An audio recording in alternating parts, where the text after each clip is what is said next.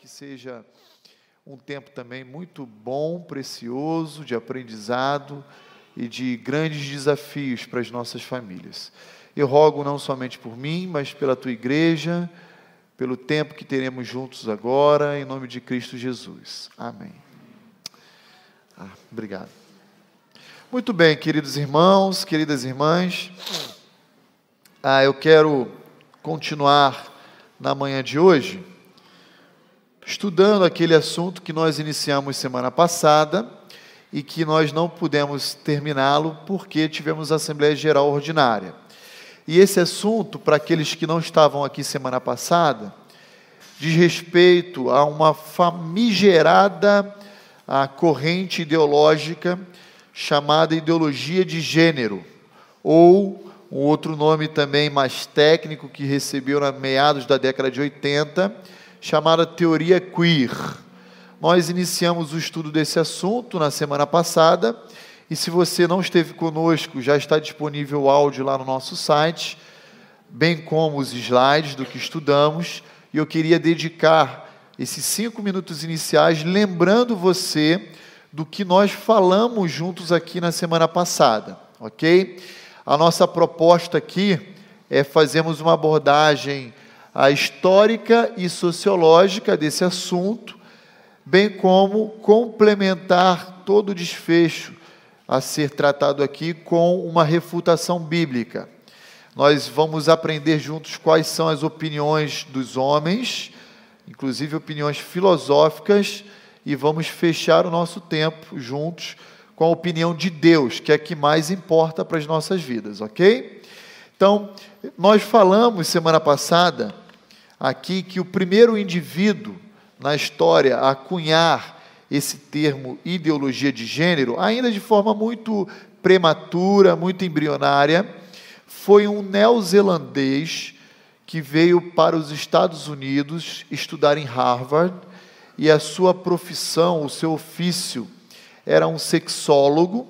Esse camarada chama-se John Money, e como ele era um sexólogo, obrigado, voltei, ele teve que lidar com um caso de hermafroditismo, ou seja, um indivíduo que teve, especialmente em sua formação, uma má formação dos genitais, e guarda características de traços tanto masculinos quanto femininos.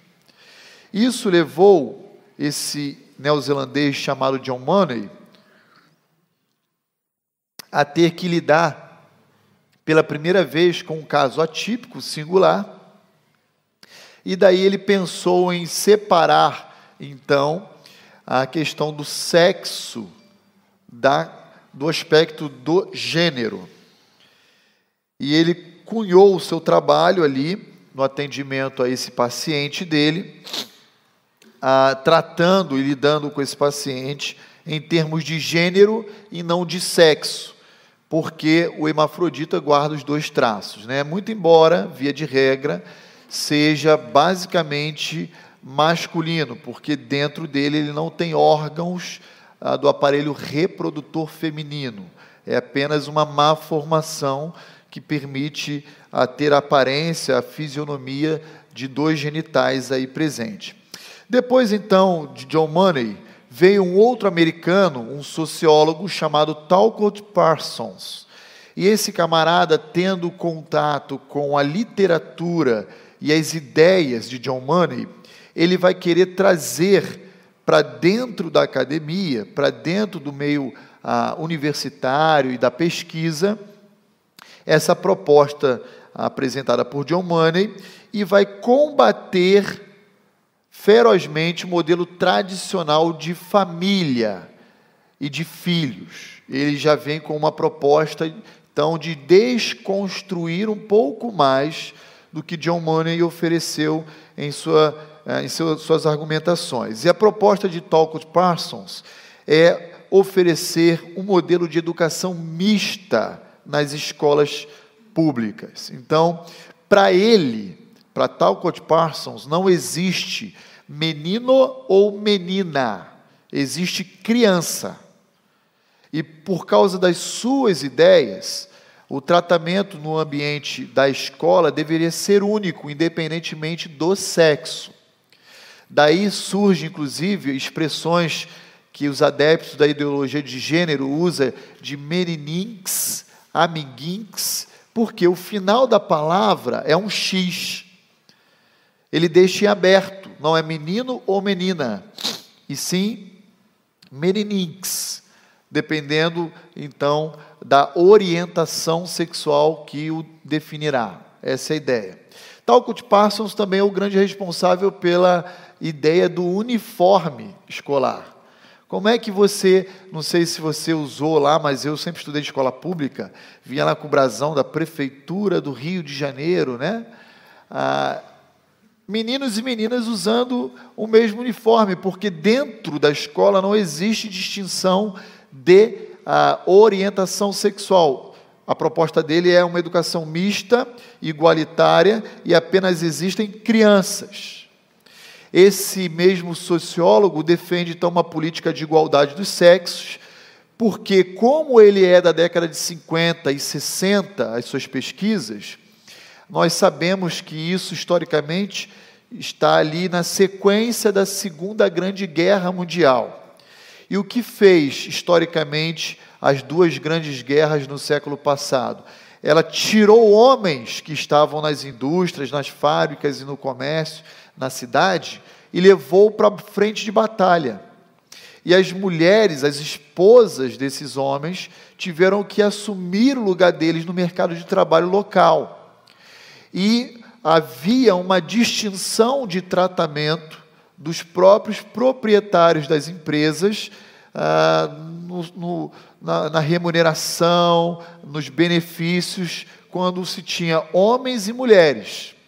E então esse sociólogo vai tentar desconstruir esse tipo de tratamento, igualando os sexos dentro da empresa ou dentro da fábrica. Para aqueles que não sabem, por exemplo, a nossa famosa CLT, que é a Consolidação das Leis Trabalhistas, é um decreto-lei de 1943. E esse decreto-lei também já é uma resposta para que haja uma igualdade de tratamento, indiferentemente de sexo. A remuneração e os benefícios trabalhistas se dá pela hora trabalhada, e não pelo sexo daquele que exerce a função. Então, isso tudo, historicamente, existe basicamente no período pós-guerra. Depois de Talcott Parsons, vai vir um psicanalista chamado Robert Stoller, e esse camarada, então, vai escrever um livro chamado Sex and Gender, Sexo e Gênero. E esse, sim, vai desenvolver aí e amadurecer a proposta da teoria queer, ou ideologia de gênero, criando o primeiro centro de pesquisa de identidade de gênero na Universidade da Califórnia, no Centro Médico da Universidade da Califórnia. E como ele é um psicanalista, ele é adepto da teoria de Freud, e Freud, como pai da psicanálise, dentre tantas vertentes que ele afirma, eu mencionei aqui uma na semana passada, ele diz que a criança, especialmente a menina, nos seus 4, 5 anos de idade, quando ela olha para um menininho, e vê que o menininho tem algo que ela não possui fisicamente, então Freud desenvolve uma teoria dizendo que ela cresce complexada. Ele vai dizer que ela cresce tentando se igualar ao seu gênero oposto, porque ela não tem o genital masculino, e ela então vive uma vida em busca de autoafirmação. Essa é a ideia de Freud. Robert Stoller, como psicanalista, vai continuar trabalhando essas ideias, e ele vai desenvolver, então, como um grande referencial teórico da ideologia de gênero. Nós paramos, semana passada, nessa autora famosa, uma autora francesa, chamada Simone de Beauvoir. Eu tenho aqui, inclusive, a obra dela. E ela, já no primeiro capítulo do seu segundo volume, como ela conviveu com um filósofo francês chamado Jean-Paul Sartre, ela muito influenciada pela filosofia existencialista de Sartre, e Sartre, diga-se de passagem, era um ateu. Ela vai dizer o seguinte no seu primeiro parágrafo da sua obra, do segundo volume: ninguém nasce mulher, torna-se mulher. Nenhum destino biológico, psíquico, econômico define a forma que a fêmea humana assume no seio da sociedade. É o conjunto da civilização que elabora esse produto intermediário entre o macho e o castrado. Quem é o castrado? Segundo a teoria de Simone de Beauvoir, é a mulher, guardando Oi? Aí que acaba com a mulher. Só que a Simone de Beauvoir, ela é muito mais, essa obra magna dela é chamada Segundo Sexo, tá? Ela é muito mais a precursora do feminismo do que ela é associada à ideologia de gênero. Então ela vai combater nessa segunda obra dela aqui, segundo volume, na verdade, inclusive a tradição judaico-cristã. Ela vai olhar para as leis de Israel, vai enfrentar o modelo patriarcal, vai discorrer sobre a lei do levirato, dizendo que é um absurdo, vai dizer que a tradição judaico-cristã oprime a mulher, fazendo com que a mulher não seja a potencialidade do que ela deveria ser. E aí eu trouxe aqui uma frasezinha da obra dela, que diz assim: nenhuma mulher deveria ser autorizada a ficar em casa criando filhos. As mulheres não deveriam ter essa opção exatamente porque, se essa opção existir, muitas mulheres irão optar por elas. Ela vai ser a grande precursora do movimento feminismo, que a gente não vai estudar agora esse mês, mas vamos trabalhar um pouquinho mais à frente. Tá bom? O cristão e o feminismo aí em voga, né? Ela vai ser uma das defensoras públicas em suas obras do uso do contraceptivo, do anticoncepcional. Por quê? Ela vai dizer: os homens olham para nós apenas com interesse no nosso útero. Apenas com interesse no nosso útero, em querer reproduzir a sua espécie. Mas o que nós podemos fazer? Podemos fazer uso do nosso sexo para o nosso bel prazer e, posteriormente, impedir ou inviabilizar a continuidade da vida que potencialmente possa existir em nosso útero. Em outras palavras, podemos nos reafirmar diante dos homens, porque eles olham para a gente apenas com interesse no nosso útero. E essa ideia, ela vai ser desenvolvida por um movimento feminista americano, norte-americano, que nós chamamos de transhumano, em que as mulheres hoje, as feministas norte-americanas, em alguns estados americanos, estão retirando o seu útero. Elas estão retirando o seu útero, e quando são abordadas no desejo de ser mãe, de procriar e tudo mais no futuro, elas dizem então que existem já, como posso falar, mecanismos da medicina lá de úteros artificiais, que podem gerar e desenvolver o feto. É o discurso delas. Mas homem nenhum vai ter domínio sobre o meu corpo. É mais ou menos essa alegação que o movimento feminista, com a sua raiz histórica nas obras de Simone de Beauvoir, propõe. Muito bem, diante disso, eu queria continuar aqui agora então os estudos, já dedicamos os 5 minutos aí sobre o que nós tratamos semana passada. Eu queria olhar com os irmãos, dá um clique aí, Will, que não está indo não, por favor. Eu queria olhar com os irmãos um pouquinho sobre como a ideologia de gênero enxerga o corpo humano. Opa, agora foi.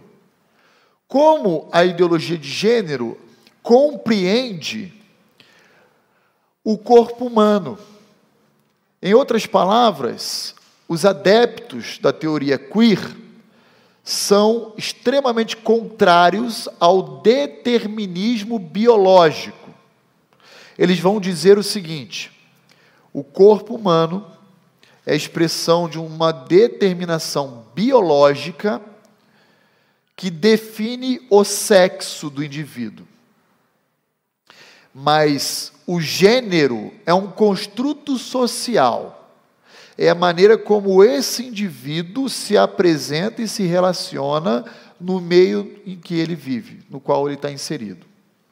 Então, por exemplo, Sartre, como filósofo existencialista, dizia o seguinte: o homem primeiro existe para depois se definir. E a ideia da filosofia existencialista é dizer o seguinte: a maneira como nós nos definimos tem a ver com as experiências que nós sofremos ao longo da vida. É a partir das experiências que nós construímos a nossa identidade, inclusive a de gênero. Então, como os adeptos da ideologia de gênero enxergam o corpo humano? Enxergam como uma forma, um mecanismo, uma espécie de escravidão e de opressão.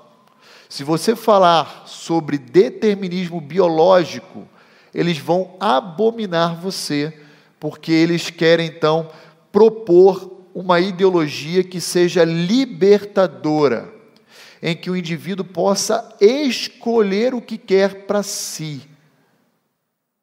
Já o sexo, por ser uma determinação biológica, você não tem essa opção.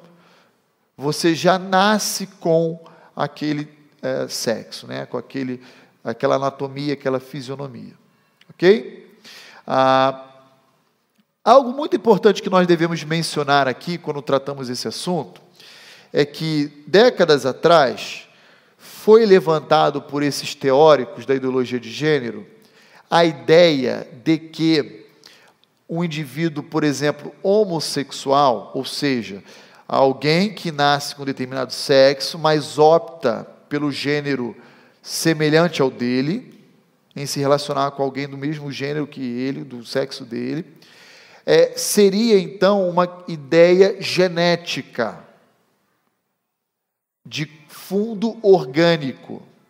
Só que quando isso foi apresentado, os próprios conselhos de medicina de diferente natureza, não apenas no Brasil, mas inclusive norte-americano, vieram a público emitindo notas dizendo que isso não era verdade. Conselho de Pediatria norte-americana, entre outros conselhos federais, inclusive o brasileiro veio dizendo que isso não existe. O que nós temos cientificamente comprovado são dois tipos de genes, né? O cromossomo XX, que define a mulher, se me falha a memória, e o XY, que define o homem, ponto. Não existe qualquer outra variação desses dois genes que nós já conhecemos e estudamos. Quando isso foi levantado, então veio o famoso movimento da cura gay. Lembram disso? Se isso é uma doença, se isso é algo que eu já nasci, é uma distorção genética, existe tratamento para esse negócio? A própria medicina disse, isso não tem a ver com qualquer questão biológica. E então eles tiveram que se reinventar. E qual foi a reinvenção que eles propuseram? Então o problema, já que não está no organismo daquele que é homossexual, então o problema está no meio no qual ele vive. E aí começaram a redefinir a ideologia de gênero a partir, então, de uma perspectiva de uma construção social. É assim que fomenta-se e propaga-se, então, a teoria da ideologia de gênero. Muito bem, nós não poderíamos falar dela. Até aqui tudo bem, queridos? Se alguém quiser fazer qualquer consideração, fique à vontade, tá? Pois não, pastor Charles. Deixa eu só pegar o microfone aqui, porque a gente grava para os outros irmãos poderem ouvir. Uma das pesquisas que foram feitas nessa questão genética foram com gêmeos.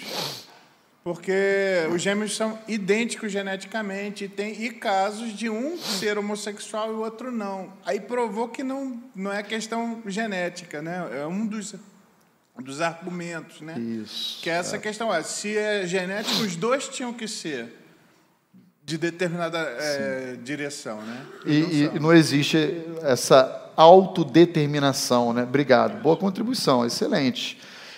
Dentro do ambiente da pesquisa médica, eles colocaram aí, dentro de um laboratório, digamos assim, diferentes possibilidades, inclusive a de gêmeos, e chegaram à conclusão que não tem qualquer possibilidade de um discurso biológico para, digamos, sustentar essa proposta de gênero. Muito bem.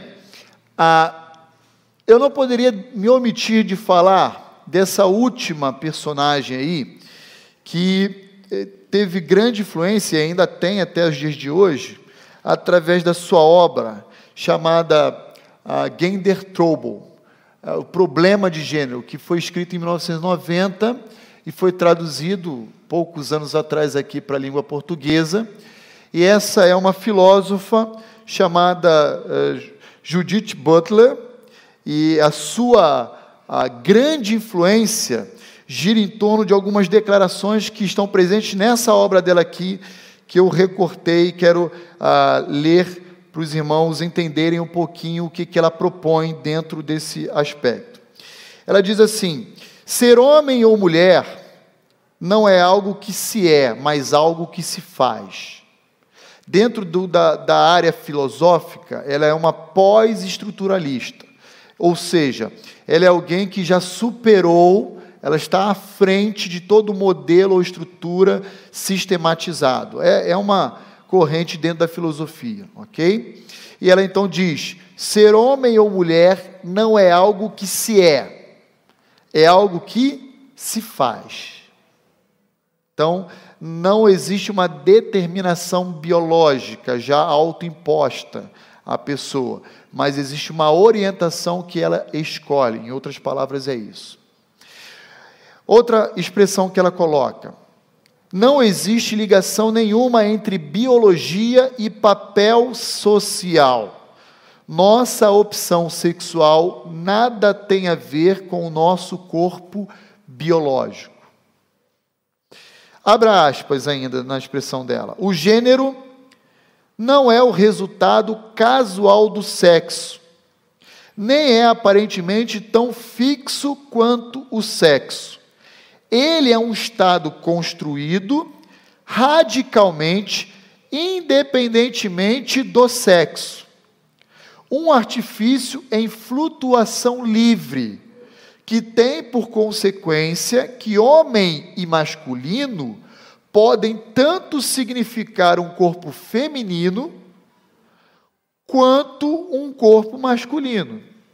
E que a mulher e o feminino pode tanto significar um corpo masculino quanto feminino. A estrutura, ela é livre, ela flutua. E a proposta que Judith Butler vai oferecer para se libertar da autodeterminação biológica, sabe o que vai ser? A famosa transexualidade. Ela é a grande promotora das ideias da transexualidade. Ela diz assim: olha, o gênero ele é livre, ele não deve estar preso ao sexo.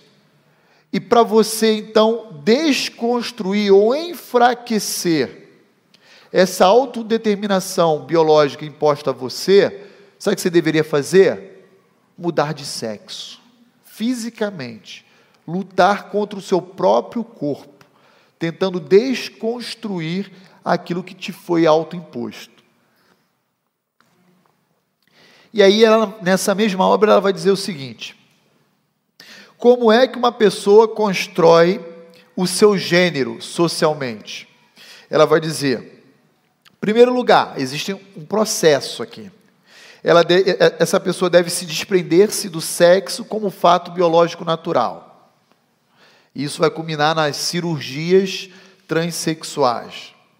Segundo ponto, deve se desprender das normas dadas ou herdadas, seja de cunho cultural ou seja de cunho religioso. Ou seja, esses valores tradicionais que as famílias perpassam às descendências, né, devem romper com elas. Terceiro lugar, por meio de uma linguagem performativa ou autodeterminação. Isto é, a pessoa decide por não considerar a realidade biológica dada como referência, mas ela repete a sua opção sexual e ensaia como pensar e viver de acordo com ela, se dando a total liberdade de seguir os seus impulsos sexuais. É só você comprar aí no Kindle, no Amazon, essa obra que você vai ler e você vai ver o que eu estou dizendo. Tudo isso que eu estou lendo aqui pertence a essa obra, O Problema do Gênero, de Judith Butler. Essa é talvez a grande filósofa que, no nosso contexto brasileiro, exerce influência. Inclusive, se não me falha a memória, não sei se foi 17 ou 18, ela teve no Brasil, em alguns estados, palestrando a convite desse grupo aí, da ideologia de gênero. Ok, irmãos? Muito bem. Pois bem, como então, vamos ser práticos, como então toda essa ideologia do construto social, que não tem a ver com a questão sexual, sexo é biológico, gênero é uma opção, é uma construção social, como tudo isso chega às nossas casas? Como tudo isso chega às nossas famílias? Dá um clique aí, não está indo não, William. Ok. Como isso chega aos nossos lares? As escolas, especialmente, elas estão utilizando materiais que propagam, difundem esse pensamento. Eu sei que na nossa igreja existem vários irmãos e irmãs da área de educação, da pedagogia. Facilmente eu posso falar da Camila, da Joyce, da Sônia, eu posso mencionar aqui várias irmãs que eu tenho certeza que ao longo da sua atividade profissional já se deparou com isso que eu estou dizendo. O Ministério da Educação, até 2017, se não me falha a memória, 2018, que acabou o mandato do Temer, tentou aprovar no Congresso Nacional, por meio do Plano Nacional de Educação, uma proposta de ideologia de gênero. E ela falhou, foi reprovada. Que isso depende de lei. Mas o Executivo não parou por aí. Ele, por meio de secretarias especiais, realizou licitações, adquiriu cartilhas, literaturas e republicou várias obras do segmento infantil, alterando a sua redação original, onde se encontrava a expressão sexo, pela expressão gênero. Aliás, a Tati também trabalha no município aqui de Indaiatuba, né? Como professora, pedagoga. E redistribuiu esse material para o Brasil inteiro, além dos planos municipais de educação também, e estaduais. Olha só, duas obras que não esgotam, são várias, mas que estão presentes aí, olha que bonitinho, no segmento infantil das nossas escolas. Uma é aquela que eu falei com os irmãos semana passada, que inclusive foi adotada pela escola da minha filha, que é uma escola particular. E eu vou ler aqui com os irmãos a sinopse dessas duas obras. Olha lá, Menino Brinca de Boneca, do Marcos Ribeiro. Isso aqui é distribuído no ensino público, tá bom? E o grande e maravilhoso Livro das Famílias, que é utilizado no segmento particular, privado. Olha só que interessante. Sinopse do livro da família. Presta atenção. Um retrato sensível e humorado de diferentes experiências familiares. Já deu Já deu um negócio já, né? Diferentes experiências familiares, a partir de elementos concretos e cotidianos, como habitação, moradia, trabalho, alimentação, lazer, entre outras. Os relacionamentos aparecem de modo complexo, já? Com estrutura variada, famílias extensas ou reduzidas, hétero, homo ou monoparentais, biológicas ou adotivas. Multiplicidade de sentimentos e estilos de comunicação. Texto e ilustrações em diálogo fecundo enfrentam com humor e criatividade os preconceitos e estereótipos da família como realidade única e imutável. Essa é a sinopse do livro, do grande e maravilhoso livro das famílias. Enfrentando a realidade única e imutável do estereótipo das famílias. Uma tentativa de desconstruir o modelo conservador da família. Ok? Sinopse do livro, O Menino que Brinca de Boneca. Tinha que chamar a nossa ministra Damares para vir palestrar aqui para a gente, né? Meninos vestem azul e meninas rosa. Utilizando-se de sutileza, o autor mexe com os preconceitos machistas, sem ignorar o machismo da mulher, que ensina aos filhos papéis masculinos ou femininos. A questão é apresentada de forma acessível a leitores de qualquer idade, que são estimulados a refletir e opinar.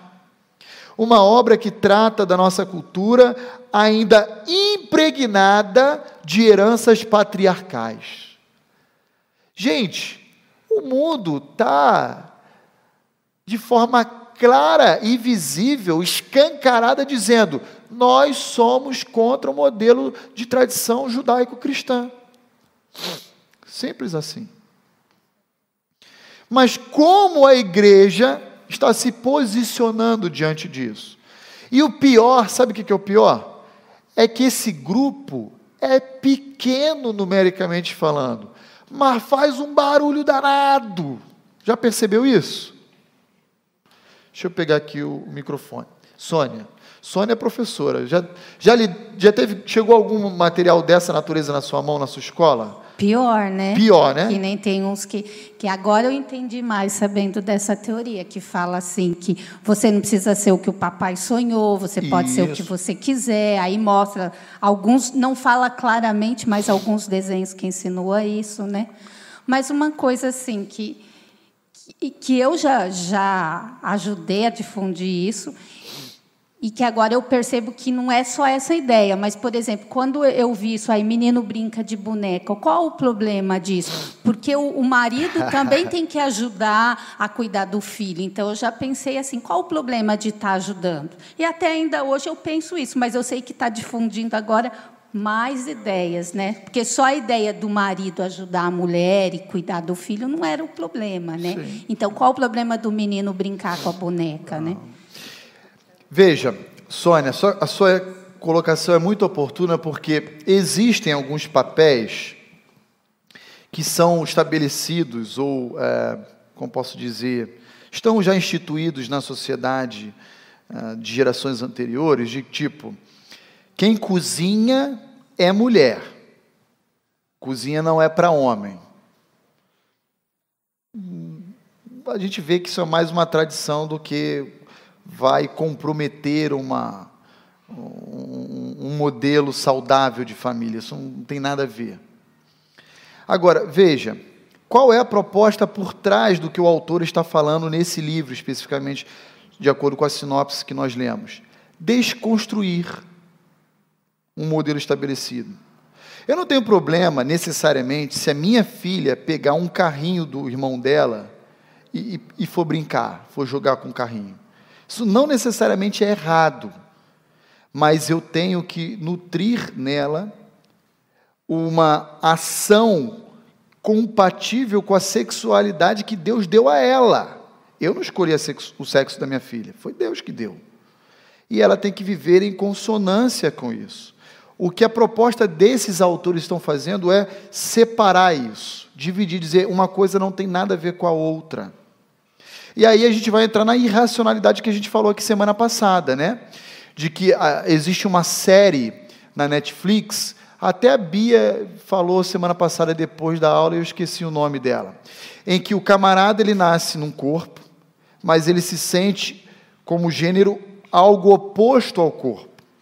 E como a estrutura é livre e fluida, ao longo dos relacionamentos lá na vida adulta dele, ele se volta contra o próprio gênero que no momento ele gostava de ser. E aí você olha e você fala, é uma loucura. Então a gente tem casos, por exemplo, no Canadá, em que homens se relacionam com animais e se sentem animais. Eu falei para vocês de uma ação judicial na Holanda semana passada, de um indivíduo de 60 e poucos anos que entrou na justiça, querendo reconhecer o reconhecimento e juízo de que como ele se sentia com 30 anos, ele queria alterar a certidão de nascimento e a identidade dele. Porque eu me sinto com 30 anos. Então, é assim, não é mais o que biologicamente foi determinado para nós, é o que eu acho que deve ser. Então, necessariamente, por exemplo, uma menina não pode jogar bola, igual a capa da obra? Pode. Mas o que está por trás dessa história que o autor está propondo? É exatamente desconstruir esse modelo de que você nasceu homem ou nasceu mulher e não necessariamente você está preso à circunstância biológica. Você pode romper com isso. Menino não pode então cozinhar? Menino pode cozinhar. Menina pode jogar bola? Menina pode jogar bola. Não é que isso necessariamente é errado. Agora, quando você olha uma literatura dessa, você entende que o que está por trás é desconstruir o modelo da tradição judaico-cristã que chegou até nós, né, por meio das Escrituras e da fé cristã também. Deixa eu passar aqui. Uma coisa muito importante dessa aula, eu acho que é abrir os olhos dos cristãos pela questão da ingenuidade. Porque a gente não está ligado nessas coisas, né? A gente quer viver a vida, quer cuidar dos filhos e tal. Mas existe por trás de nós mentes pensantes que querem subverter a ordem natural das coisas. São mentes diabólicas, elas estão segundo o ensino de Satanás. O pastor vai falar sobre isso. Mas, assim, a gente tem que, como cristão, a gente tem que ter ser sagaz, né? Como Jesus falou, né? A gente tem que ser malandro nesse ponto. Peraí. Por que os caras estão fazendo isso? O que eles estão querendo ensinar por trás? Então, essa aula, cara, é muito importante para a gente como cristão, para a gente é muito ingênuo, naturalmente. Se vacinar, né? Cara, a gente não está ligado nessas coisas. Cara, tem coisa muito ruim aí por trás. Estava conversando com a minha avó sobre a questão quando a vovó Berenice, como é que vovô lidava... Porque na nossa família tem um monte de pastor, né, pastor? Como é que o vovô lidava... Chegou mais um? Então, como é que o vovô lidava com questão de divórcio? Não tinha, meu filho. Sabe qual outra coisa que a gente nunca lidou? A questão de homossexualidade. Mas agora a questão é pedofilia, né? Então, assim, começou do mesmo jeito, né? Homossexual, coitado, fazendo piada, coitado. Daqui a pouco é a pedofilia também, que ninguém vai fazer piada, daqui a pouco vai...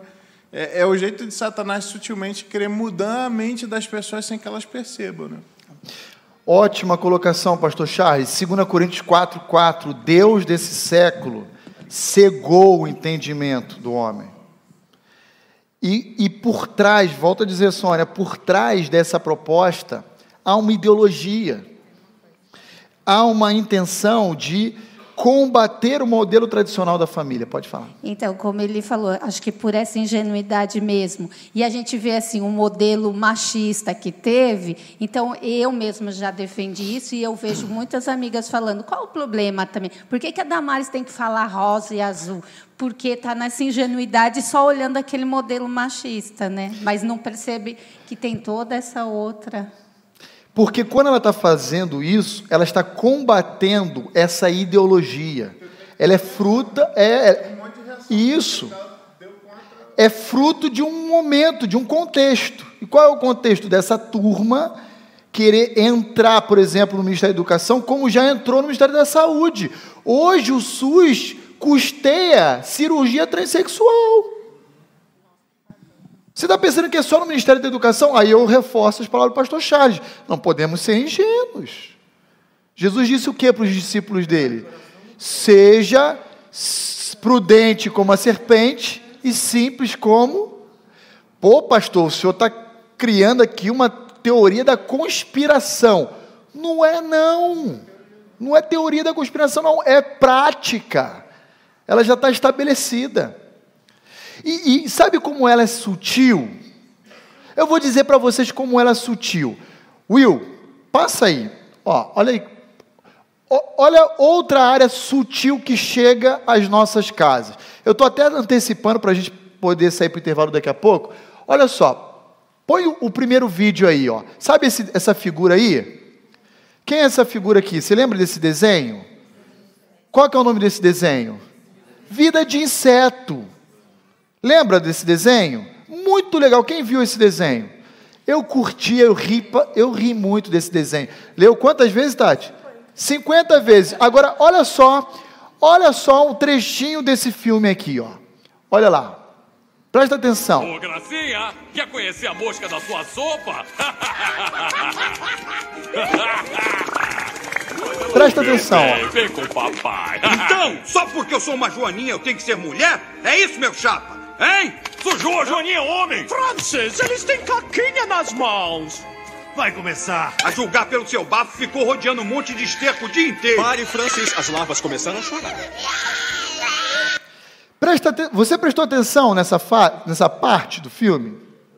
Ela vem rebolando ali para o momento de circo ali, né? A joaninha, igual o Carmen Miranda, com uma flor na cabeça. Reparou? Ela está de batom rosado. Claro que aqui o contraste talvez não dê para ver tudo, por causa da imagem. Ela está com um batom rosa. E ela vem batendo as asinhas quando a mosca perturba ela, toda afeminada. Aí quando ela para a próxima mosca, qual é a frase que ela diz? Só porque eu nasci joaninha, eu tenho que ser fêmea? Por acaso eu não posso ser homem? Volta lá de novo, Will. Põe de novo. Agora presta atenção. Olha diante do que eu disse para você. Ô, Gracinha, quer conhecer a mosca da sua sopa?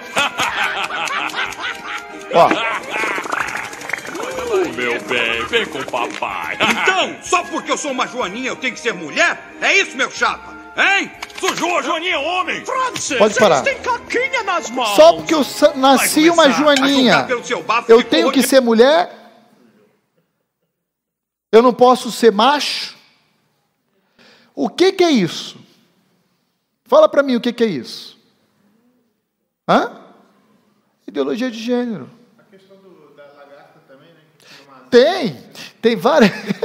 Esse desenho é gozado. Tem vários. Eu vou botar outros aqui para vocês verem. Eu só quero mostrar para vocês que essa ideia, gente, vocês têm que começar, principalmente vocês que são pais, a colocar uma lente crítica nos desenhos que a gente assiste com nossos filhos. Porque a proposta da ideologia de gênero é essa. Não é porque eu nasci homem que eu tenho que necessariamente ser, porque o gênero é um construto social. E sabe o que vai acontecer? O seu filho de 4, 5, 6 anos vai ver, vai rir, e vai depois, em algum momento, reproduzir o mesmo tipo de pensamento do desenho. Dizendo, por que eu sou menino, eu não preciso ser menino, eu posso ser menina. Pode falar, Sônia. Não tem problema, aqui é democrático, todo mundo Eu fala. tenho um aluno que ficou assistindo aquele filme, aquele desenho, não vou lembrar agora, que fica passando, que não é nem para criança, que tem partes de sexo. Depois eu lembro. Que desconstrói toda a família. E outro dia ele veio falando assim, eu tenho que abaixar a calça porque eu não posso dar a bunda. Olha, uma criança com deficiência falou isso. Eu tive que chamar a mãe e conversar com a mãe. Falar, olha o que ele está assistindo. Aquele desenho amarelo, que tem aquele cabelo assim, os Simpsons. Não, mas as Simpsons já subverteu a ordem há séculos. E nem é um desenho para criança, realmente. Simpson foi criado no contexto americano de... Agora, presta atenção. Olha como esse negócio é discreto, gente. Olha como esse negócio ele é discreto. Não para por aí, não. Ó. Já viu esse desenho aqui? Divertidamente? Ele é muito sutil. Nunca viu? É o seguinte, tem uma menininha chamada Riley. E ela está numa fase de formação, a ideia é essa, de decisões. Ela é uma criança ainda.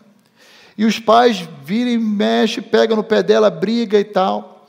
E o desenho todo passa dentro da cabeça dela, representado por 5 sentimentos. Tem o medo, tem a alegria, tem a tristeza, tem a raiva e tem o nojinho. Tá bom? São 5 sentimentos. Prepara lá o vídeo, William. Vai ter um momento do filme, e eu quero que você preste atenção, que ela vai estar na mesa jantando com o pai e com a mãe, depois que ela chega da escola. E aí a mãe vai fazer umas perguntas para ela, e vai entrar na cabeça da mãe. Aí você vai observar os sentimentos na cabeça da mãe. Depois vai para a cabeça dela. Depois o pai vai pegar a palavra na mesa de jantar, aí vai entrar na cabeça do pai. E depois vai para a cabeça dela. Solta aí o vídeo, William, por favor. Presta atenção. Rolou um apagão. Vai ser maneiro. Cabeça da mãe. Vocês perceberam? Eu percebi. Que climão. Não. Agora é você. Cabeça da Riley. Foi até legal, eu acho. Cabeça do pai. Mostra atitude. Cabeça da Riley. Qual é o problema? Eu falo o que eu quero. Não enche! Vai pro quarto. Pode cortar. Vai. Prestaram atenção? O que vocês perceberam? Dentro da cabeça da mãe, os 5 sentimentos já estão definidos. São femininos, os 5. Aí vai para a cabeça do pai. Os mesmos sentimentos são masculinos. Quando vai para a cabeça da Riley, você tem dos 5 sentimentos, 3 femininos e 2 masculinos. Quem são os masculinos? O medo, que é aquele magricelo, e a raiva. E bate, explode. A nojinho na cabeça da Riley é feminina, a tristeza é feminina e a alegria é feminina. Só que você não percebe vendo o filme isso. Olha lá, tá vendo? Então, o magricelo e o vermelhinho são masculinos. E os outros 3, a verdinha, a tristeza e a alegria que está no meio, são femininos. Por que o autor do filme faz dessa maneira? Porque ele está dizendo, essa criança ainda não se definiu. Olha que bonito. Alessandra, cadê o...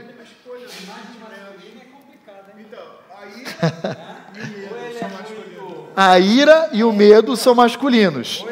A alegria é feminino. Sem dúvida. Fala ali, fala. Eu só quero compartilhar, na verdade, que da igreja que eu frequentava no Rio Grande do Sul, quando eu estava no cinema, esse filme, uma família foi assistir da igreja com uma criança pequena, o filho, né? Acho que eram 2, 3 filhos, não era uma família pequena assim. E quando eles saíram do cinema, a criança, que era uma das menorzinhas, que se deu conta disso e questionou os pais, né? E os pais adultos não perceberam. Daí ficou aquela coisa na igreja, poxa, mas ninguém estava percebendo. E realmente, estava passando batido, assim. E a criança... Totalmente discreto. Né? Irmãos, não podemos ser ingênuos. Pode falar. Só ligar.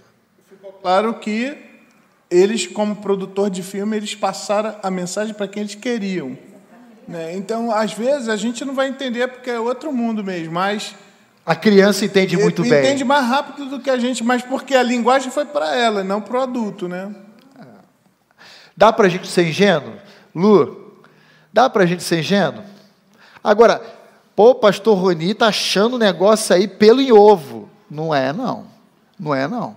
E digo a vocês, sem qualquer vaidade e orgulho, as igrejas não fazem o que nós estamos fazendo, de trabalhar com esses conceitos que podem ter um cunho filosófico, mas que é extremamente prático e está entrando nas nossas casas. E que se a gente não abrir o olho para isso, a gente é engolido por isso. Lu. Oi, boa noite. Boa noite. Boa noite, não, bom dia ainda. Né? A gente passa por isso também ali na adolescência, quando a gente trata com os alunos. E eles vêm totalmente armados, e te deixam também desarmados, porque as perguntas que eles vêm, e justamente do que eles assistem. Então, eu acho que é até bom a gente tocar nisso, porque os adolescentes, eles são fruto do meio em que vive ali. Sim. Então, eles são uma esponja. Então, automaticamente, a gente tem que tomar muito cuidado com o que acontece. Na escola onde eu leciono, acontece o modismo. Porque uma menina ficou com outra menina, e aí a outra achou bonito aquilo. Vira moda. E aí virou moda. E aí você, às vezes, chama os pais, e os pais são coniventes com a situação. Porque, nessa idade, eu acho que ela pode escolher ainda. Ela tem que experimentar tanto do masculino quanto do feminino. Então, vocês não podem interferir nisso. Então, a gente passa por isso na adolescência. E isso vai uma marca para o resto da vida. Né? Então, a gente tem que tomar muito cuidado mesmo com a educação dos nossos filhos. Lu, uma coisa... Pode passar para o Paulinho, que ele vai falar também. Uma coisa muito interessante, já passando da fase infantil para a fase de adolescência, a ideologia de gênero tem uma expressão muito própria da adolescência, que é o famoso movimento emo. Já ouviu o emo? Ele não é infantil, ele é adolescente, ele é teen. E o que é o emo? É uma tentativa de você anular a autodeterminação biológica, de maneira que você, ao olhar para um adolescente, você não consegue saber se é homem ou mulher. É andróide, é um ser singular, anômalo. Essa é a expressão da teoria queer na fase teen, de você conseguir desconstruir uma aparência sexual autodeterminada pela fisionomia do indivíduo. Paulo. Pastor, e tem várias empresas que mostram essa teoria, né? Por exemplo, a DreamWorks, ali dos insetos, tem aquele filme Madagascar, que o leão Alex, ele não quer ser leão. Né? E tem os pinguins, que tem aquele filme Pinguins de Madagascar, o próprio pinguim fala, eu não sou da minha natureza. Ele se revolta contra os pinguins e vai para outro lugar. Né? E tem também em vários filmes. É isso aí mesmo. Então, e tem a girafa, que quer ter relações com, acho que hipopótamo, né? Tem mais... Gente, é uma bagunça. Isso é ideologia de gênero. Só que não é só nessa geração. Em 1980, tem aquele desenho, Ursinhos Gummy, bem conhecido aí. Eu vi, eu era criança, esse troço. E tem também uma ursinha... Não vem falar da minha infância, não, que eu fico mal com isso. Tomava a porção mágica e pulava. Pô, cara, eu amava esse desenho. Tem uma dos ursinhos, a ursinha menor, ela não quer ser ursinha, ela não quer ser igual a mãe, ela quer ser uma outra ursinha mais masculina. Sim. Isso na década de 80. Sim. Vou passar aqui para o Israel. Prepara o terceiro vídeo aí, que eu quero mostrar um outro para eles verem também, que às vezes não perceberam ainda. Não sei se tu vai falar disso, mas hoje tem empresas que descaradamente defendem isso, né? Não sei se vocês já viram, a Pepsi agora tem um salgadinho Doritos para gay. Então, eu não vi. Você tem um pacotinho lá. Não sei se você já comeu ou não, mas... Entendeu?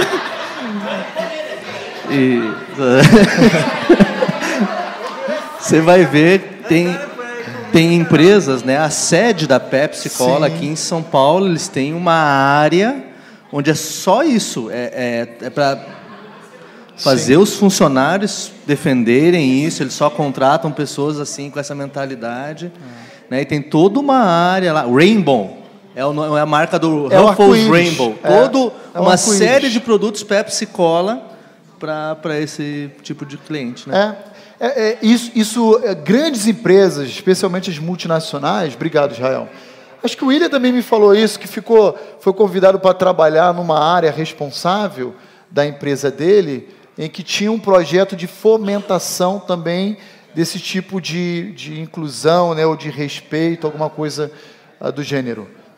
Deixa a minha irmã aqui também falar, por favor. Bom dia, irmãos. Bom dia. A paz. Eu também trabalhava numa grande empresa que tinha o tal do Rainbow. Mas, na verdade, assim, inclusive eu me tornei aliada, porque o que aconteceu? Na verdade, não era uma área para tratar os homossexuais, né? Uhum. Mas era para respeitar, porque existia muito a questão de piadinha. Lá vem ele, e aí a pessoa se sentia mal, né? Até largava do trabalho. Tem muita questão de suicídio. Então, era mais para respeitar essas pessoas, né? Então, por isso que eu me aliei, eu achei que a questão do respeito é importante, né? Independente do que aconteceu, né? Sim. Inclusive, semana passada, se você baixar o áudio lá e quiser ouvir, uma das coisas que eu quero enfatizar hoje novamente é isso. Se a qualquer momento entrar em nossa igreja um homossexual, nós vamos amar, nós vamos abraçar, vamos caminhar. De respeito não tem a ver com as nossas convicções cristãs. Nós vamos amar, respeitar. O que nós não vamos fazer é ser coniventes ou, em meio ao discurso do respeito, fomentar a prática. Isso não. Tá bom? Deixa eu pegar o microfone. E aí eu vou passar aqui o videozinho também que a gente vai... Renata também, já chega aí, Rê. Hoje eu vou fazer esse microfone. Só para deixar claro o meu comentário, né? Na empresa, nós também temos isso da questão do respeito. Em momento algum é para ser desrespeitoso, tá? Agora, o que está acontecendo é que está passando a barreira do respeito.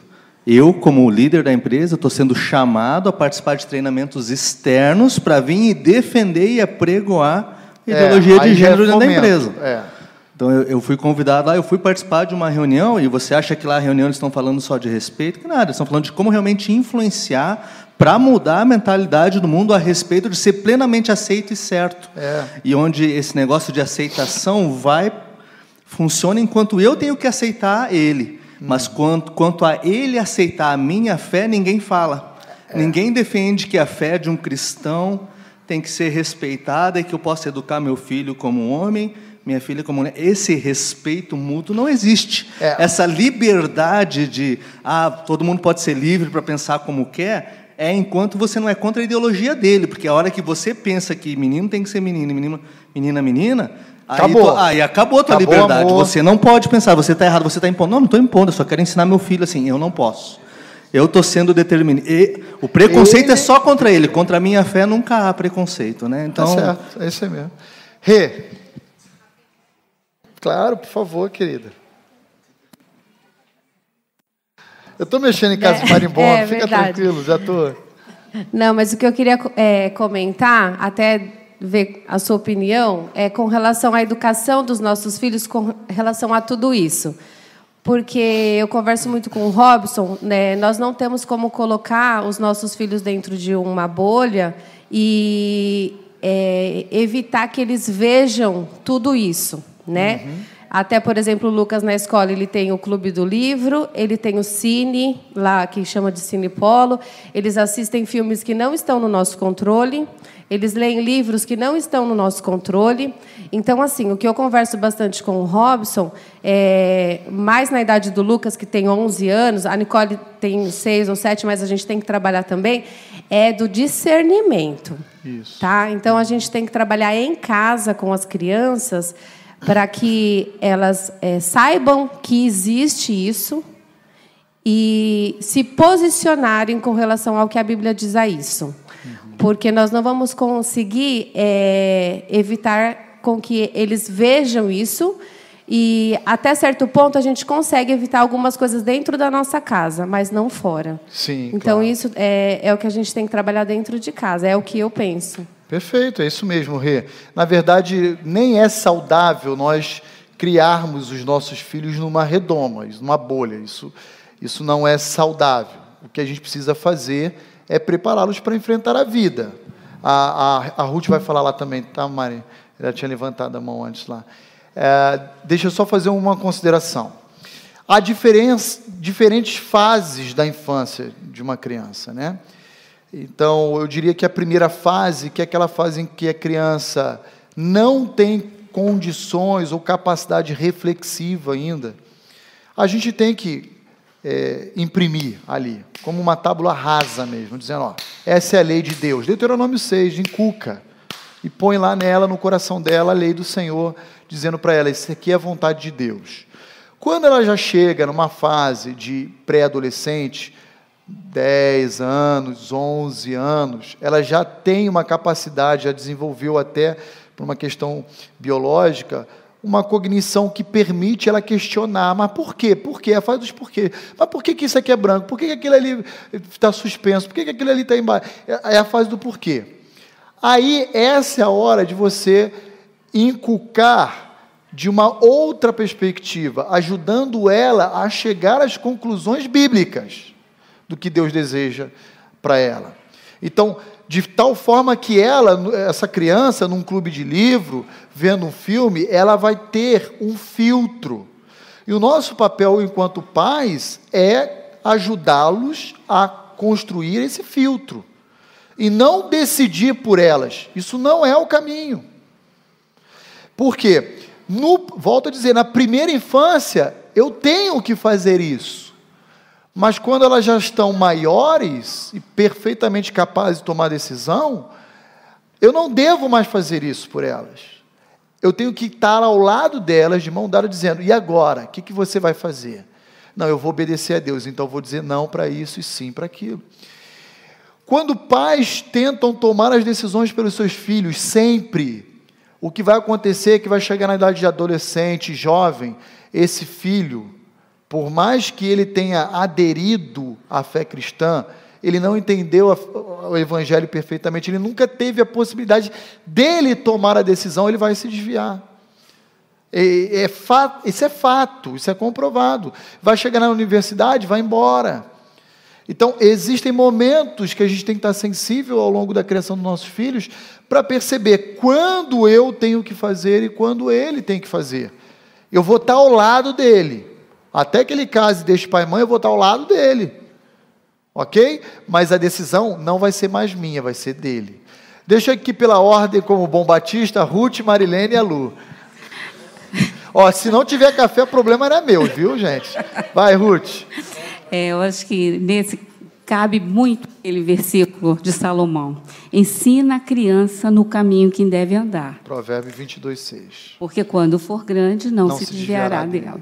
É isso. E eu acho que, pastor, essa discussão vai além. E hoje a gente pensa na adoção homoafetiva, né? De dupla homoafetiva, adotando crianças. Como ficaria isso?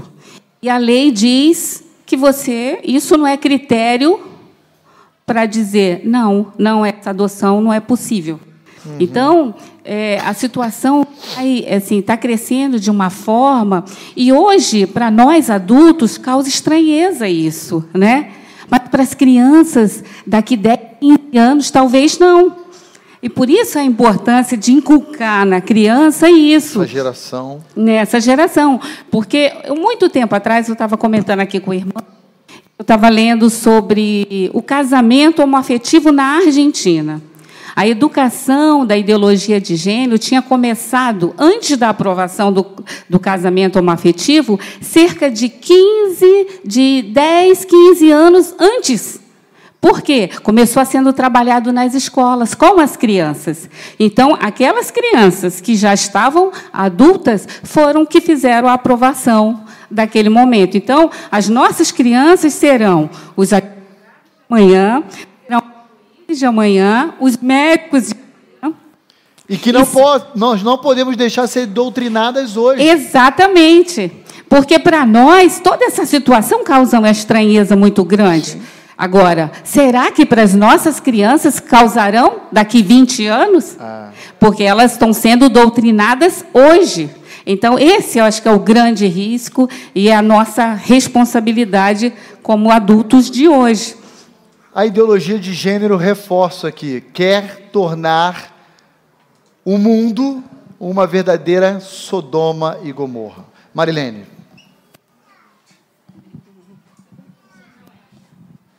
Pastor, só pegando um gancho no que a Renata falou, com relação aos livros, que às vezes a escola entrega e a gente tem que ensinar realmente os filhos a terem discernimento com relação a isso. Eu vou mais além.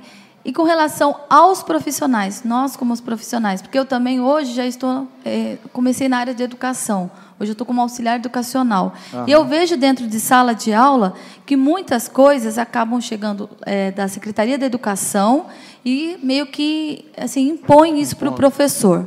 Então, chega um livro desse na mão das pessoas que são cristãs, como que fica a posição? Lógico, nós temos que ter nossa posição cristã e tem um lado profissional. Queria que o senhor falasse um pouquinho, por favor, com relação a isso para nós profissionais. Olha, Marilene, até onde eu saiba, pelo Sindicato dos Professores, não existe um código de ética que proíba você de não passar nesses assuntos. Eu acho que ele respeita, até onde eu tenho conhecimento, não sou da área, mas até onde eu tenho conhecimento, ele respeita a autonomia do docente.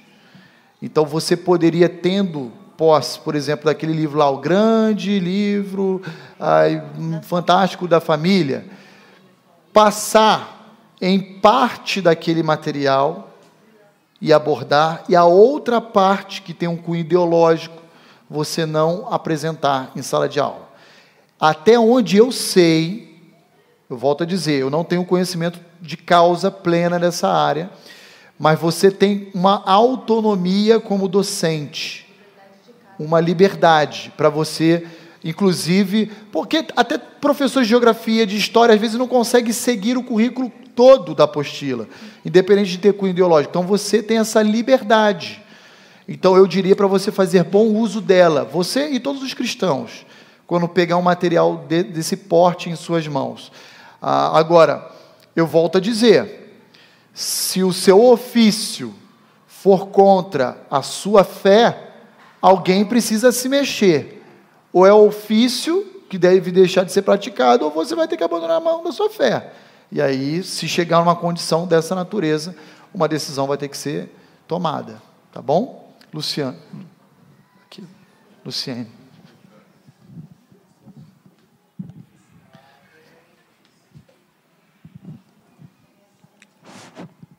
É verdade, realmente, o que o senhor falou sobre porque a escola é laica. Sim. Automaticamente, também eu tenho que ser respeitado. E também eu trabalho justamente, porque às vezes eu também leciono na aula de história e tudo mais. E às vezes porque a gente tem a oportunidade também de rever a história como um todo. E, às vezes, no livro, ele está falando lá de não sei quantos mil anos e tudo mais, ou sobre o homem descender do macaco e tudo. Então, você vai também desestruturando isso. E é bom também, porque, na parte dos adolescentes, eles também acabam estudando isso também. E eles já têm também uma noção. Então, a internet, às vezes, funciona, e, às vezes, eles têm uma coisa boa, porque eles também absorvem também aquele conteúdo de uma outra maneira. Então, se torna um diálogo legal.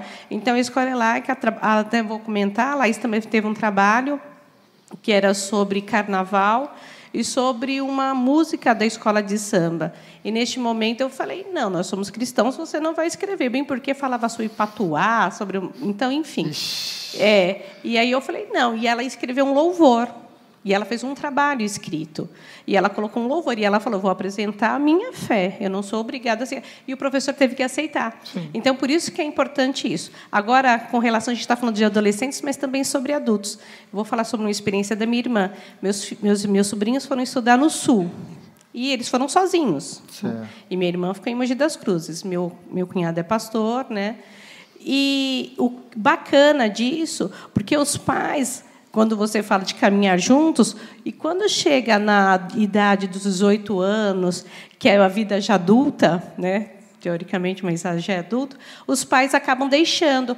Então vou levar meu filho lá na faculdade porque ele prestou aquele vestibular e pronto, e acabou. Daqui 4 ou 5 anos eu vou buscá-lo. E isso é um problema, porque minha irmã via, e as amigas da minha sobrinha, do meu sobrinho, nossa, como seus pais são bacanas, eles vêm visitar vocês sempre. Meu pai veio aqui, no primeiro dia fez a minha matrícula e me deixou aqui. E aí, nas repúblicas, é menina morando com menina, porque não pode entrar homem, e aí começam os relacionamentos. Sim. Porque eles se sentem abandonados. E aí eles suprem de outra maneira. Então, o importante é o caminhar juntos. Sim. Tanto é que eu sou meio desafiada, até mesmo pelos meus alunos. Você não gosta de gay? Já vieram me perguntar isso. Alunas, porque vem a sua postura para determinadas coisas. Você não gosta de gay? Eu falei, não, respeito, os amo, mas não é uma estrutura. Mas se sua filha for? Então, eles sempre têm um argumento se sua filha escolher esse caminho. Eu falei assim, eu estou educando para que não. Mas quem vai responder perante Deus é ela, não sou eu. Sim. Então, ela tem a vida dela, eu tenho a minha vida. Os princípios de cristão, nós vamos aplicar. Agora, se ela vai chegar um momento da vida dela se desviar, não é culpa minha. Sim. Porque, então, a gente tem que trabalhar sempre isso com a criança, com o adolescente e na fase adulta também. Então, a gente não pode deixar os nossos filhos nunca, porque a gente está vivendo neste mundo. E este mundo tem muita coisa ruim. Perfeito. Gente, vamos ver só esse último vídeo aqui de um clássico desenho infantil também, e a gente sai para o intervalo. Projeta aí, ó. Você deve conhecer esse filme aqui, ó. Tirem a gente daqui! Esse é o Shrek. Conhece o Shrek? Vai explodir!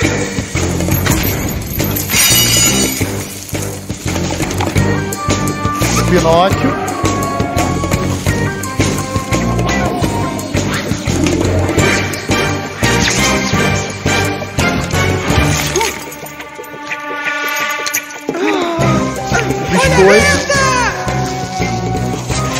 Rápido! Fale uma mentira!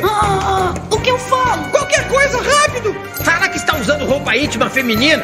Eu estou usando roupa íntima feminina. Ué? Você está? É claro que não estou! Pois eu acho que você está usando. Não estou! Que tipo? É uma tanguinha! É sunga! É nada! É sim! É nada! É sim! Já deu!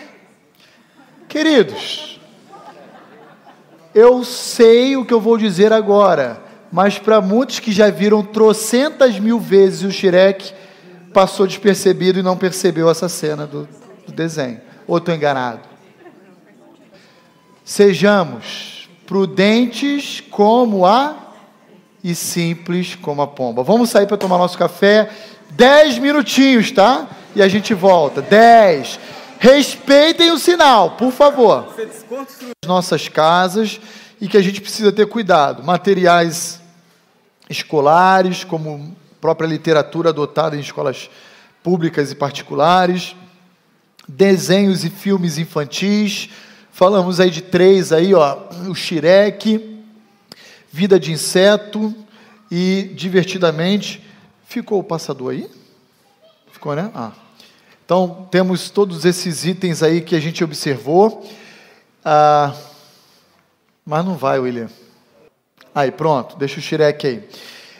Agora, no final do nosso primeiro tempo, o William abriu uma página aqui, eu vou pedir que ele projete, sobre aquela literatura lá de a menino gosta de brincar de boneca. Olha aí o site de uma educadora que já te oferece toda a estrutura de aula desse material.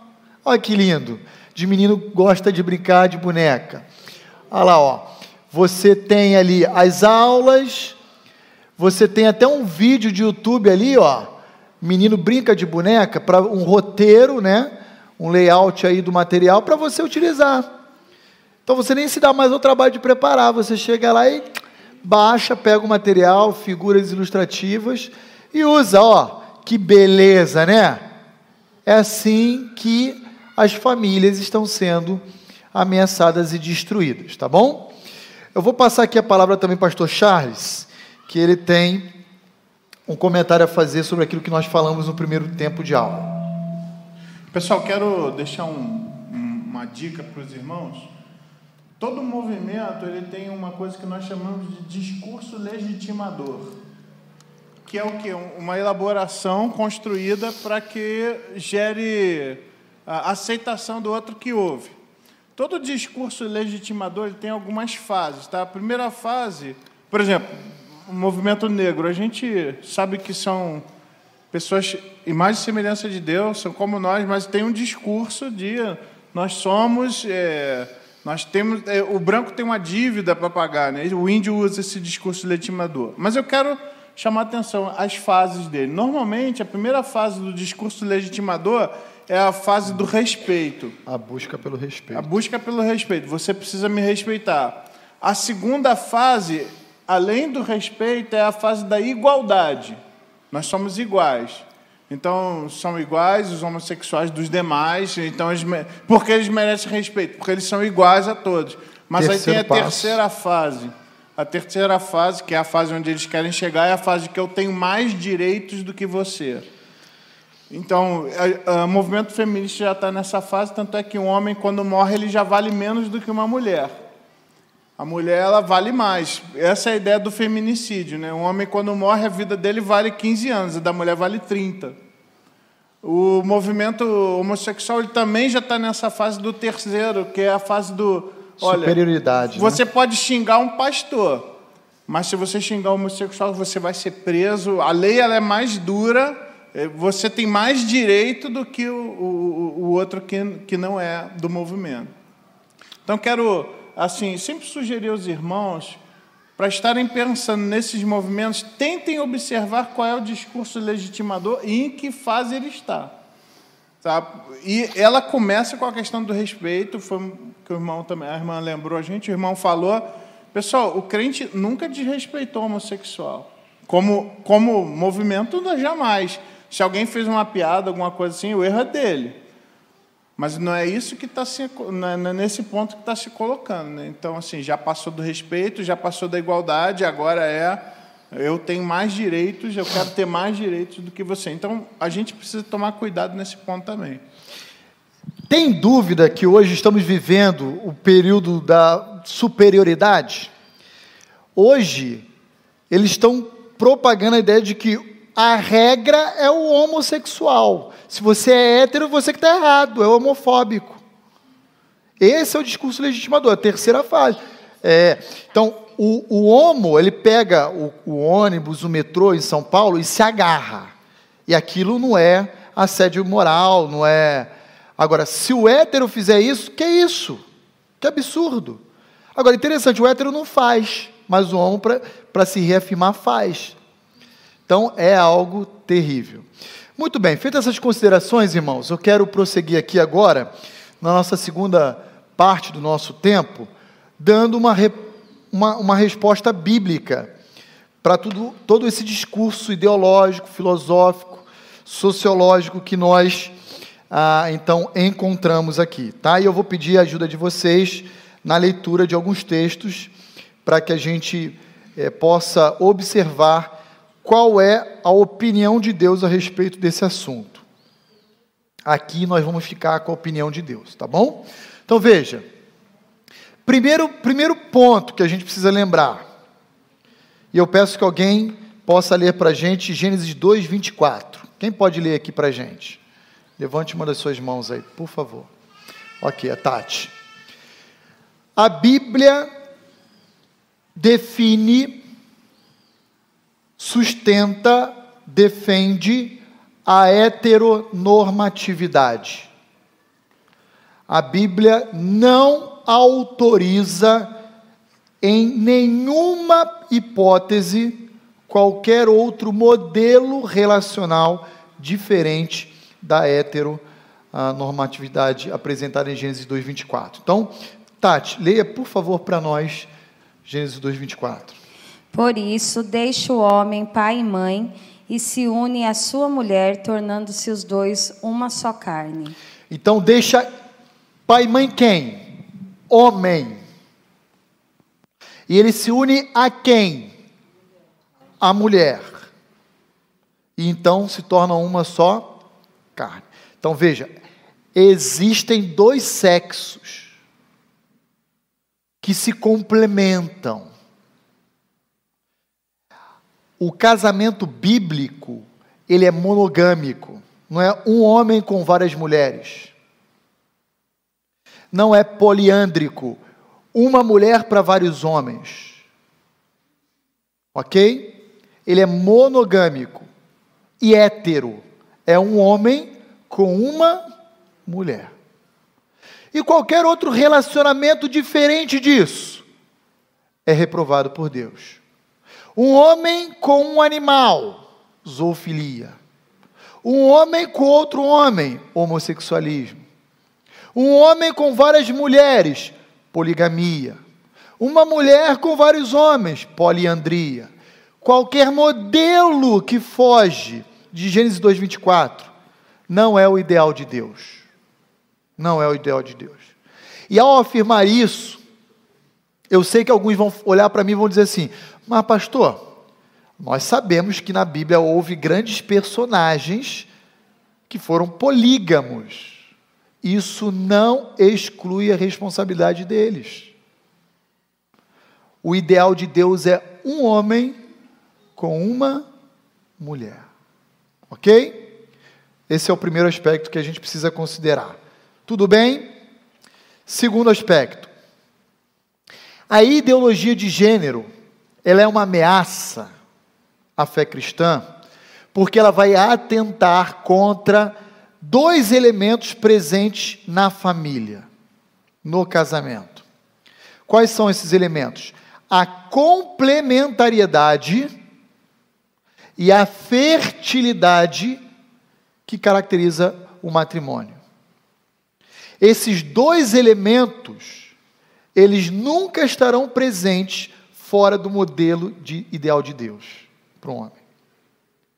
Gente, eu volto a afirmar para vocês o seguinte: o casamento, ele não é uma convenção social fruto de uma cultura local, como dizem os antropólogos e sociólogos. O casamento não é um contrato social estabelecido e firmado entre as partes, conforme até mesmo alguns ordenamentos jurídicos aí por alguns países afora eles afirmam ser. O casamento é uma instituição divina, é um projeto de Deus. E Deus implantou isso já na origem da criação. Ele criou homem e mulher e disse: sede fecundos, multipliquem-se, encham a terra, povoem a terra. E Deus não erra, irmãos. Por isso ele fez homem e fez mulher. Ele fez macho e fez fêmea. Então, nesse sentido, abra lá comigo Gênesis 1, 27 e 28. Quem pode ler para nós aí? Eliezer. Por favor, Eliezer. Verso 27 e 28 de Gênesis. Criou Deus o homem à sua imagem. A imagem de Deus o criou. Homem e mulher os criou. Deus os abençoou. E lhes disse: sejam férteis e multipliquem-se. Encham, subjuguem a terra, dominem sobre os peixes do mar, sobre as aves dos céus e sobre todos os animais que se movem pela terra. Então veja, no verso 27 diz: Deus criou o homem conforme a sua imagem, macho e fêmea os criou. São duas expressõezinhas no hebraico que traduzido para o português botou homem e mulher. Mas a ideia ali no verso 27 é macho e fêmea. Em outras palavras, há uma alternância entre sexo e gênero nas escrituras para mostrar que elas representam a mesma coisa. Deus criou o homem, conforme a sua imagem e semelhança os criou. Macho e fêmea os criou. Homem, ser humano. Macho e fêmea. É até complicado dizer que existem casais de homossexuais. Porque para existir casal, pressupõe-se a complementariedade. O que existem são duplas, são parcerias, mas casal não. 2 homens é uma dupla, 2 mulheres, uma dupla, uma parceria. Mas casal homossexual, não dá. Porque a própria expressão casamento, ela pressupõe a presença desses 2 aspectos, dessas 2 características presentes. Complementariedade, ou seja, Deus não criou um outro homem para ele, para Adão. Deus criou uma mulher, uma varoa. E fertilidade, Deus dotou tanto o homem quanto a mulher da capacidade de se reproduzir. E uma dupla pode fazer isso? Não. Aliás, o irmão Sebastião, semana passada eu tinha comentado isso, né, irmão? Deixa eu pegar aqui o microfone. E nesse sentido, a ideologia de gênero vai atentar contra esses 2 elementos. O mais complicado e o mais grave nisso tudo é que casais, né, estão adotando filhos. Isso é o mais grave. As duplas, as parcerias. As parcerias estão adotando filhos. Então, a Ruth que o diga, que ela trabalha no fórum lá, como assistente social, e quando chega na sua mão lá um mandado judicial, mandando adotar, como é que é? Dá arrepio. Anos atrás... Gravíssimo isso aí. Anos atrás eu fui, quando eu trabalhava em Vila Mariana, com as crianças, todo ano eu ia no Lar Batista de crianças.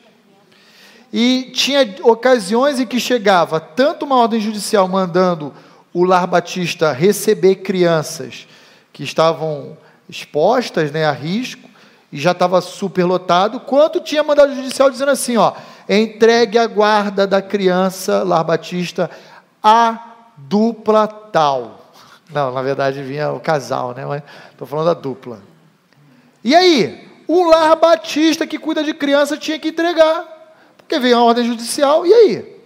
E só para complementar... Aquela criança ia para a guarda de uma dupla. Só para complementar, que a ideologia de gênero, ela, com essas últimas eleições que houve, geral, né, de Felcinix, essas coisas todas aí, já está tendo representante em Brasília, como deputados federais, até senadores.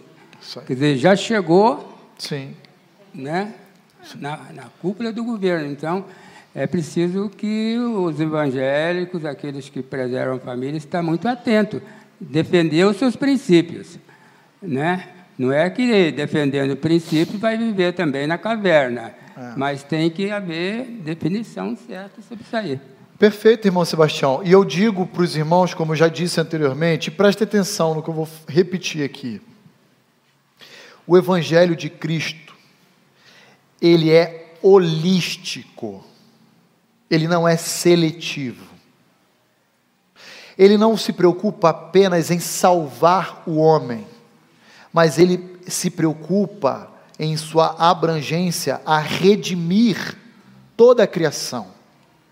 Redimir a cultura, redimir o ensino, redimir a política, influenciando com valores cristãos. O Evangelho de Cristo é que a igreja do Senhor Jesus tem uma visão míope do Evangelho. A visão comum do Evangelho é qual? Pregar para salvar e pronto, vai lá e prega de novo. Não é isso, isso é uma visão reducionista. O Evangelho de Cristo se preocupa em fazer discípulo, influenciar o meio, de forma que o reino de Deus avance sobre a sua criação, redimindo a cultura, a maneira de fazer as leis, redimindo a política, redimindo o ensino, trazendo para um ensino teo-referenciado, ou seja, o parâmetro é Deus. O Evangelho de Cristo é holístico, só que a própria igreja torna ele um evangelho restrito. Isso é preocupante, ok? Deixa eu prosseguir por causa do horário aqui, irmãos. Ainda uma resposta... perdão, não vi, irmã Ivani, desculpe. Pode falar, então. Eu queria saber, por exemplo, uma dupla, né? Temos dois homens e 2 mulheres, adotando uma criança. Como que fica essa criança? Fica com 2 pais e 2 mães? Então, eu confesso para a irmã que eu não sei dizer... Cadê os advogados? Diego está por aí? Nilson? Diego?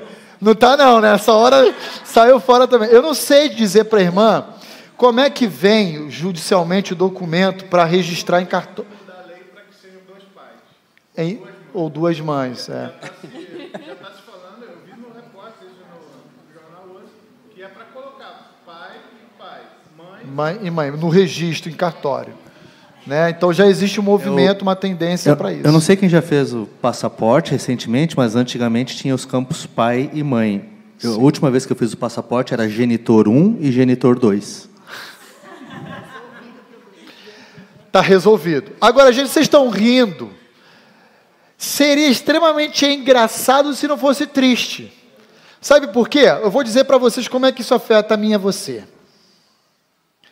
Em algumas escolas, você acha que ainda tem banheiro masculino e feminino? Escolas do segmento infantil. Não tem dia do pai ou dia da mãe. É dia da família. Agora é o dia de quem cuida de mim.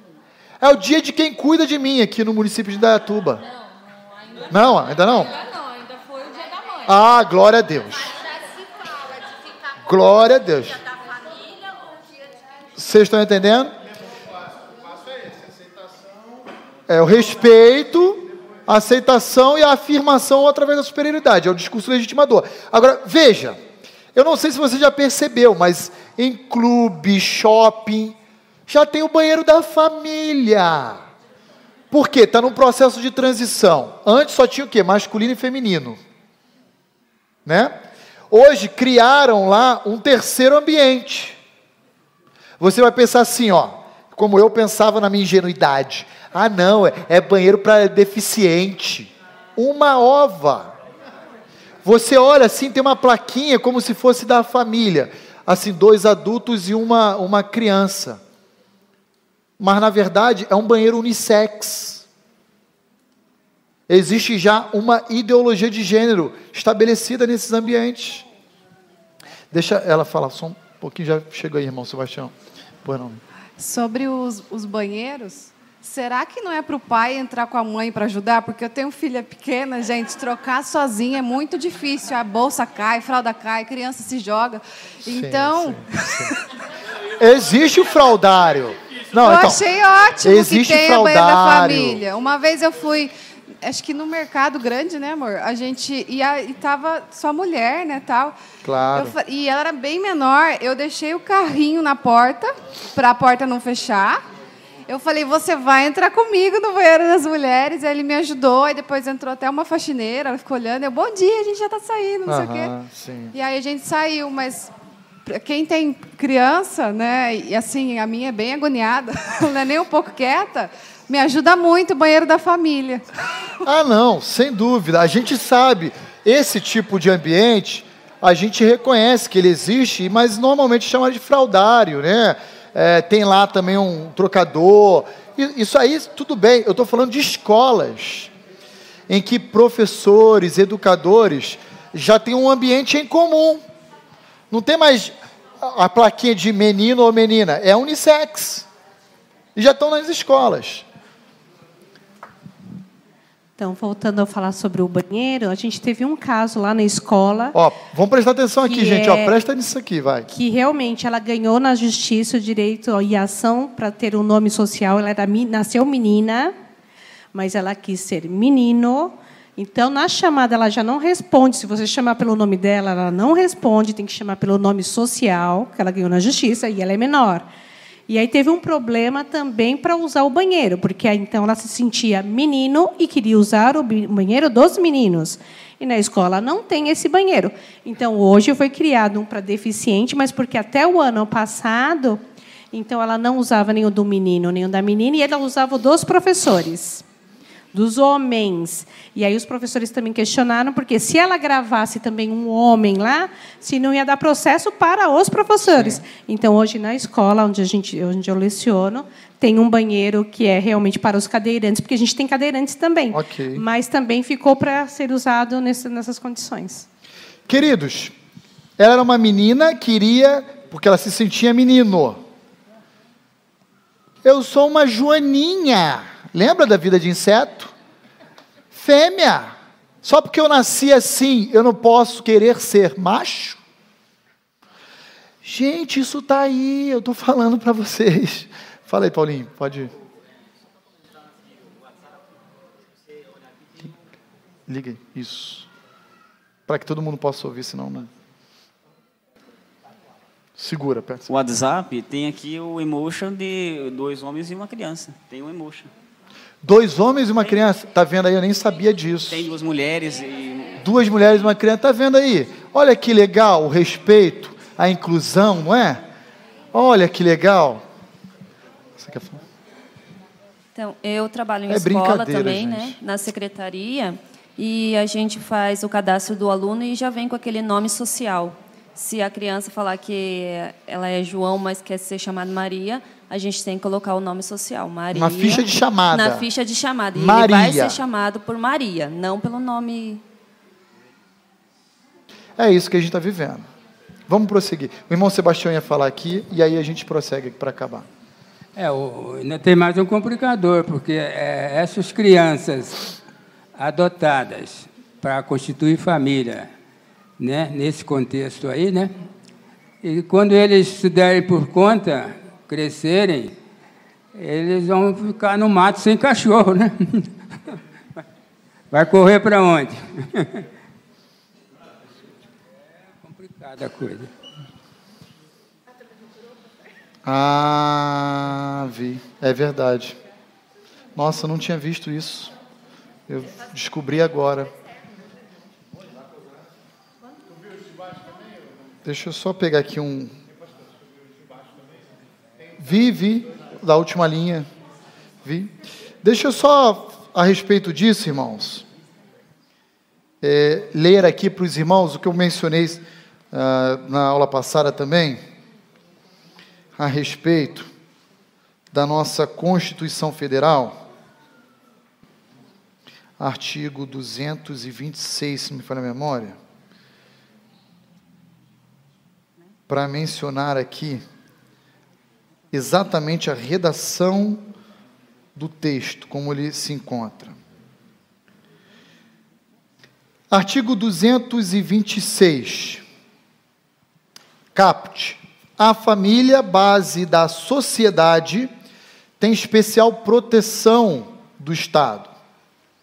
Parágrafo 3º, que foi objeto de uma decisão do Supremo Tribunal Federal em 2011, e eu falei que foi o Barroso, mas na verdade me equivoquei, fui ler, foi o Joaquim Barbosa, que era o presidente à época, que fez o voto lá, que eu mencionei.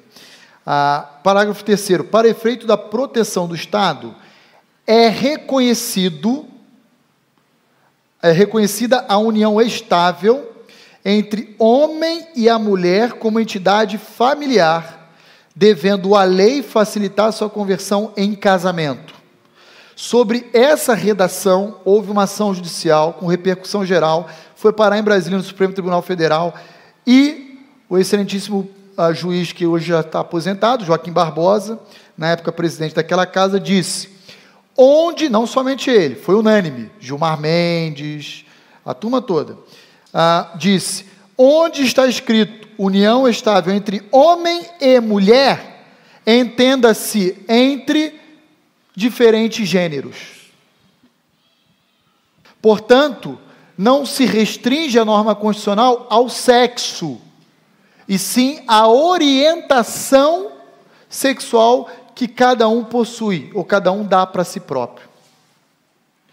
Gente, isso é tão sério, porque você está redefinindo palavras que já estão estabelecidas, e aí cabe tudo, aí cabe tudo. Ok, mas deixa eu concluir então aqui o final aqui de tempo, Eu quero ler essa passagem com os irmãos, é uma passagem muito importante, Romanos capítulo 1. Tenha paciência com o pastor de vocês, por causa do horário, eu sei que é dia das mães, mas já estou acabando, é o último slide. Eu quero ler com vocês a partir do verso 18. Eu destaquei o verso 28, mas eu quero ler com vocês a partir do verso 18, essa passagem. Romanos capítulo 1, acompanha aí comigo, ó. A ira de Deus se revela do céu contra toda impiedade e perversão dos homens que detêm a verdade pela injustiça. Porquanto que de Deus se pode conhecer, é manifesto entre eles, porque Deus lhes manifestou.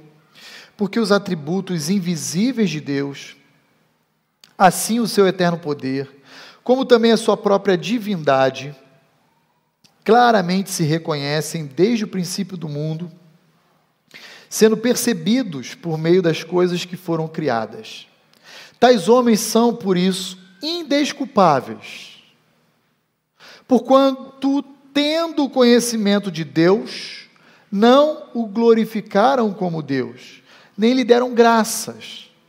Antes se tornaram nulos em seus próprios raciocínios, obscurecendo-se-lhes o coração insensato. Você consegue perceber aqui alguma semelhança com as ações desse grupo chamado ideologia de gênero? Pois bem, continuemos. Inculcando-se por sábios, tornaram-se loucos, e mudaram a glória do Deus incorruptível em semelhança da imagem de um homem corruptível, bem como de aves, quadrúpedes e répteis. Vejam, verso 23, eles mudaram a glória do Deus incorruptível e transformaram em uma imagem semelhante não somente de homens, mas também de animais. Existem homens se sentindo animal, que querem casar com boi, querem casar com gato, com cachorro, com árvore. Ele pegou a imagem de Deus que o ser humano é, e estampa em si, e ele transformou em um ser irracional como um animal, ou um ser como uma árvore, uma planta. Olha onde nós estamos chegando. Mas isso não é novo, já estava no primeiro século.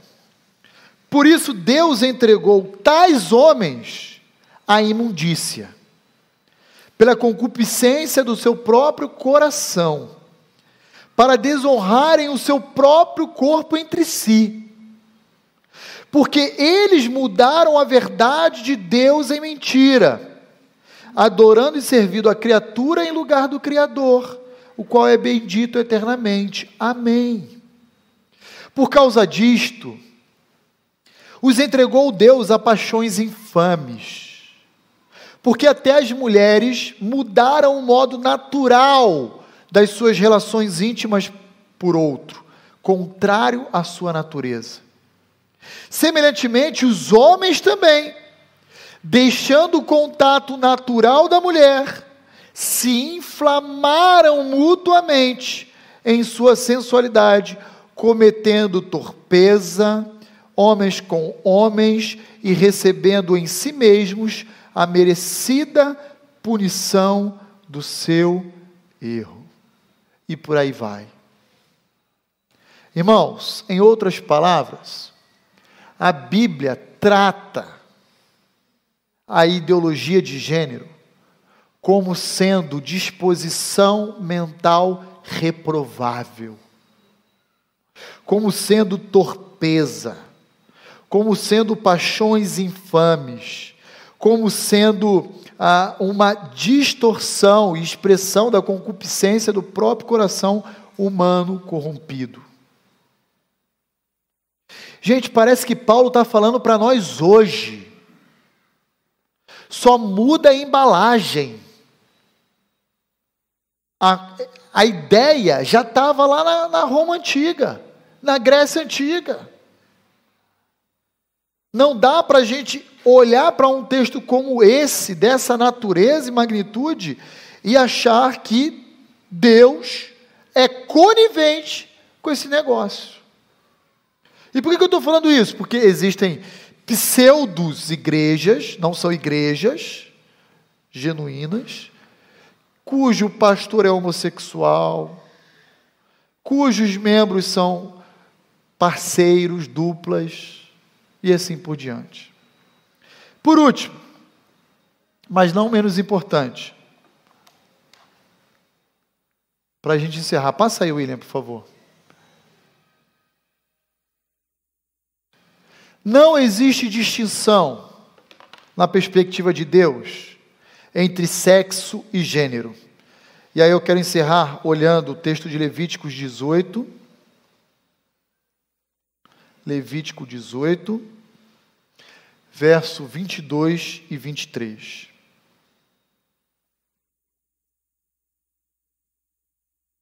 Vamos ver se existe essa possibilidade na lei de Deus, que Deus entregou a Israel por meio de Moisés. Eu sou homem, mas eu me sinto mulher.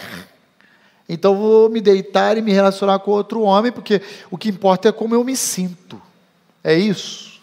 Olha lá, verso 22 e 23, Levítico 18. Com homem não te deitarás como se fosse mulher. Porque é o quê? Abominação. Mas então não importa como eu me sinto. Não interessa como você se sente. Deus te criou homem. Você não pode querer ser diferente do que Deus lhe fez. Esse desejo de querer ser diferente mostra a sua insubmissão ao seu Criador, manifesta através de uma sugestão de que ele errou. Ele errou. Ele me fez homem, mas na verdade é que ele tem me feito mulher. Porque eu me sinto mulher. Isso é muito sério. Verso 23. Ele vai entrar na zoofilia, né? Nem te deitarás com o animal para te contaminares com ele, nem a mulher se porá perante um animal para juntar-se com ele, porque isso é confusão. Isso é confusão. Então, queridos, vou encerrar nosso tempo nesse momento. Eu sei que existem ainda muitas considerações aí que os irmãos pretendem fazer, mas eu queria lembrar os irmãos que o ideal de Deus é o casamento, a união heterossexual. Ela não é uma sugestão, ela é normativa, e, portanto, todo e qualquer outro relacionamento diferente do ideal de Deus é pecado. Devemos amar e respeitar aqueles que se encontram nessa condição, mas jamais ser coniventes com as ações e a postura deles. Porque o nosso referencial ético é absoluto e chama-se Deus. Ok? Podemos orar? Cadê o microfone? Onde que ele parou? Está aqui. Quem gostaria de encerrar esse tempo orando por nós, por esse tempo de EBD? E na sequência, antes de você sair, eu quero chamar o Wendel e a Mônica aqui à frente, e você não vai embora ainda. Quem poderia orar por nós, para encerrarmos esse tempo?